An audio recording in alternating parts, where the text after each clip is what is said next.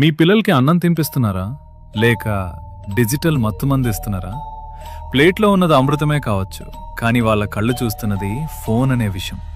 ఆ స్క్రీన్ వెలుగులో వాళ్ళ అన్నం తినడం లేదు మావా, ఒక హిప్నటైజ్ చేయబడిన రోబోలా యాంత్రికంగా నోరు తెరుస్తున్నారు. సైన్స్ ఏం చెప్తుందో తెలుసా? మెదడు కార్టూన్ లోకంలో బిజీగా ఉంటే కడుపుకి ఆకలి సిగ్నల్స్ అందవు. దీన్నే మైండ్లెస్ ఈటింగ్ అంటారు. వాళ్ళు ఏం తింటున్నారో వాళ్ళకే తెలీదు. దీనివల్ల భవిష్యత్తులో ఒబేసిటీ, డయాబెటిస్ మరియు జీర్ణ సమస్యలు వాళ్ళ శరీరాన్ని తినేస్తాయి. అన్నిటికంటే బాధాకరమైన విషయం ఏంటంటే, ఫోన్ చూస్తూ తిన్న పిల్లాడికి కూర రుచి తెలీదు. అన్నిటికంటే ముఖ్యంగా అమ్మ చేతి స్పర్శ కూడా తెలీదు.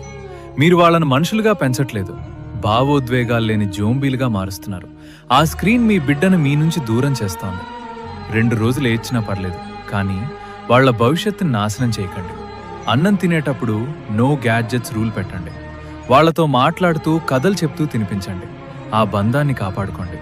తల్లిదండ్రులందరికీ ఈ వీడియోని ఇప్పుడే షేర్ చేయండి.